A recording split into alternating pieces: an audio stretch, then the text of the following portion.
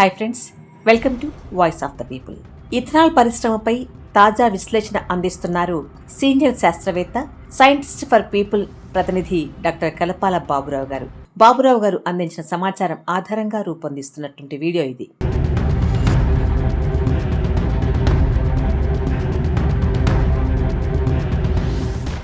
2021లో మోదీ నేతృత్వంలోని కేంద్ర ప్రభుత్వం తీసుకొచ్చిన ఇథనాల్ పాలసీ E20 ప్రకారం దేశవ్యాప్తంగా ఇథనాల్ పరిశ్రమల ఏర్పాటుకు అనుమతులు ఇస్తున్నారు.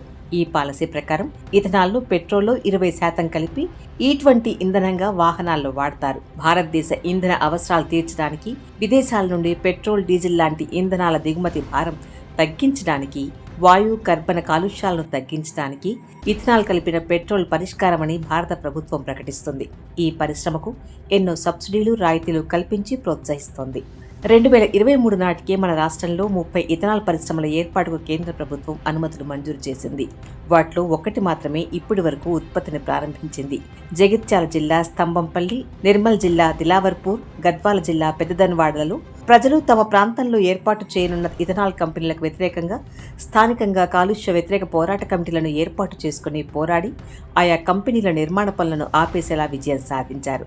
మన భూములను మనం మన గ్రామాలను మనం మన రైతులను మనం ఇథనాల్ ఫ్యాక్టరీకి వ్యతిరేకంగా ముఖ్యంగా ఆహార పంటలైన బియ్యం, గోధుమలు, మొక్కజొన్నల నుండి ఇథనాల్ ఉత్పత్తి చేయడానికి పర్యావరణ అనుమతులు వేగంగా ఇస్తున్నారు.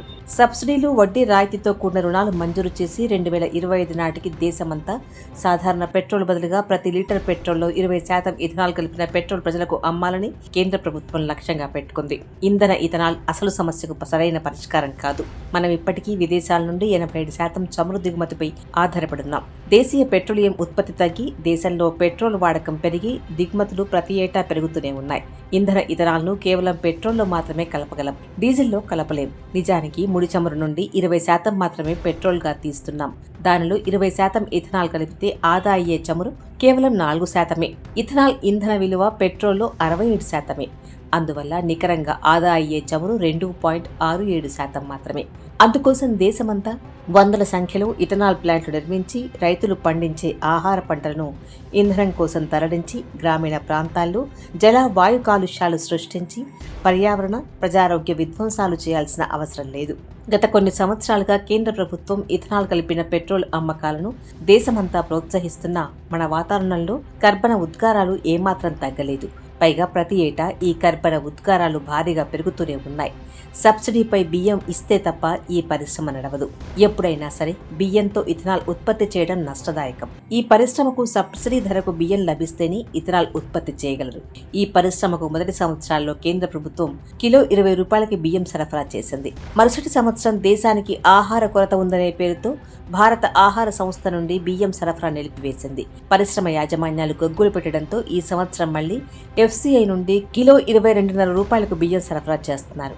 దేశంలో ఇప్పుడు ప్రణాళిక వేసిన మొత్తం ఇథనాల్ ఉత్పత్తికి అవసరమైన బియ్యం భారత ఆహార సంస్థ నుండి ఆ ధరకు లభించదు. కేంద్ర ప్రభుత్వం ఏటా కొంత కోటా నిర్ణయించి ఆ మేరకి పరిశ్రమకు బియ్యం సరఫరా చేస్తుంది.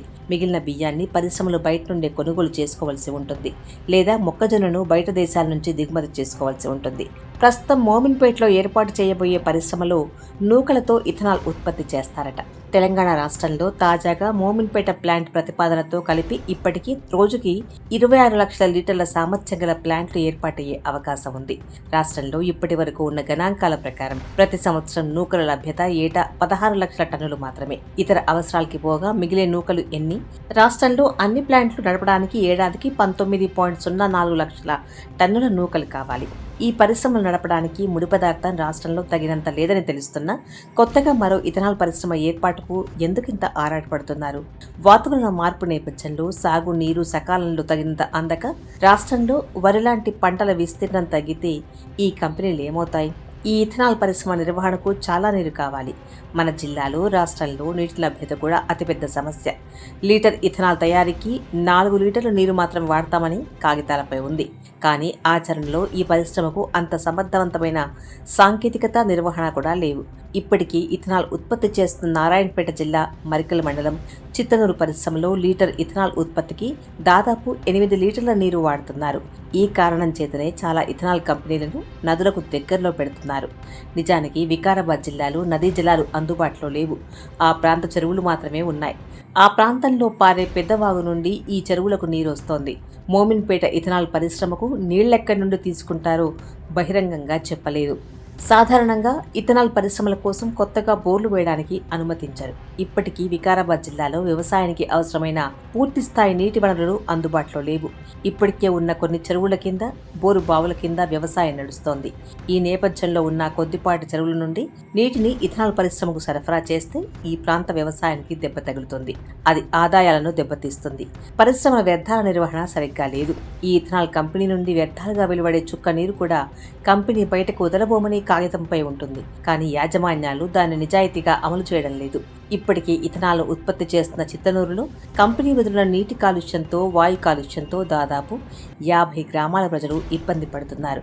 స్థానిక వాగులు కాలుష్యంతో నిండిపోయాయి. ఈ విషయంలో కంపెనీల నిర్వహణ తీరుపై మన రాష్ట్రంలో, దేశంలో ఎలాంటి అధ్యయనాలు లేవు. పరిశ్రమలో ఒకసారి వాడిన నీటిని తిరిగి ఉపయోగించడం ఖర్చుతో కూడిన పని. అందుకే ఈ ఖర్చును తగ్గించుకోవడానికి కంపెనీలో వెలువడే వ్యర్థ జలాలను బయటికి వదలటం అన్ని చోట్ల జరుగుతోంది. నిర్వీర్యమైన నియంత్రణల వ్యవస్థల ఉదాసీనత కంపెనీ యాజమాన్యాలు చేసే ఈ నేరాలకు ఊతమిస్తుంది.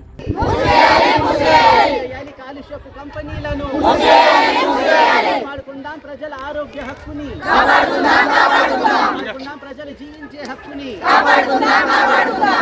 ఇథనాల్ కలిపిన పెట్రోల్ ధరలు తగ్గడం లేదు. ఇథనాల్ కలపడంతో దేశంలో పెట్రోల్ ధరలు తగ్గిపోతాయని, తద్వారా వాహన వినియోగదారులపై భారం తగ్గుతుందని ప్రచారం చేశారు. కేంద్ర మంత్రి గడ్కరీ గతంలో ఇథనాల్ వల్ల ఇకపై 15 రూపాయలకే లీటర్ పెట్రోల్ దొరుకుతుందని కూడా ప్రకటించారు. రైతులు అన్నదాతలే కాదు, శక్తిదాతలు కూడా అవుతారని పొగిడారు. కానీ ఇథనాల్ పాలసీ వచ్చిన గత 4 ఏళ్లలో పెట్రోల్ ధరలు ₹1 కూడా తగ్గలేదని మనకు తెలుసు. విదేశాల నుండి దిగుమతి చేసి కేంద్ర పెట్రోలియం శాఖ పెట్రోల్ డీలర్లకు సరఫరా చేసే పెట్రోల్ ధర లీటర్కు 50 నుండి 55 రూపాయల మధ్య ఉంటుంది. దాంట్లో డీలర్కి 3% మాత్రమే కమిషన్ ఇస్తారు. వినియోగదారులకు లీటర్ పెట్రోల్ 109 రూపాయలకు అమ్ముతారు. ప్రస్తుతం లీటర్ ఇథనాల్ను బియ్యం నుండి తయారు చేస్తే లీటర్ 64 రూపాయలకు, మొక్కజొన్న నుండి తయారు చేస్తే 72 రూపాయలకు చమురు కంపెనీలు ఇథనాల్ కంపెనీల నుండి కొంటున్నాయి. అంటే ఇథనాల్ కలిపిన పెట్రోల్ అందుబాటులోకి వచ్చినా ధరలు తగ్గకపోవడానికి కారణం ఒకటే. మిగిలిన డబ్బులన్నీ కేంద్ర ప్రభుత్వం ట్యాక్సులు, సెస్ల రూపంలో ప్రజల నుండి గుంజుతుందన్నమాట. అంటే ఈ పాలసీ వల్ల వినియోగదారులకు ఏమాత్రం లాభం లేకపోగా తక్కువ ధర ఉన్న పెట్రోల్లో ఎక్కువ ధర ఉన్న ఇథనాల్ కలిపి అదే పాత ధరకు మిశ్రమ ఇంధనం వినియోగదారులకు అమ్మితే చమురు కంపెనీలకు నష్టమే కదా. ఇథనాల్ కలిపిన పెట్రోల్తో వాహనాలకు కూడా నష్టం. వినియోగదారుల విషయానికి వస్తే పాత వాహనాలేవి మిశ్రమ ఇంధన వాడకానికి అనుకూలమైనవి కావు. అందుకే వాహనాలు తరచూ రిపేర్కి వస్తున్నాయి. ఇటువంటి పెట్రోల్తో వాహన మైలేజీ కూడా 7 నుండి 8% పడిపోతోంది. వినియోగదారులపై ఇంధన ఖర్చు కూడా పెరుగుతోంది. ముడిసరుకుగా రైతుల నుండి ధాన్యం కొంటామని చెప్పే మాట పచ్చి అబద్ధం. కొన్ని ఇథనాల్ కంపెనీలు గతంలో తాము పరిశ్రమ నడపడానికి రైతుల నుండి నేరుగా వరి ధాన్యం కొంటామని ప్రకటించాయి. కానీ ఇప్పటి వరకు ఒక్క కంపెనీ కూడా 1 కిలో ధాన్యం కూడా రైతుల నుండి నేరుగా కొనలేదు. అలా కొంటే ఆ పరిశ్రమకు గిట్టుబాటు కాదు.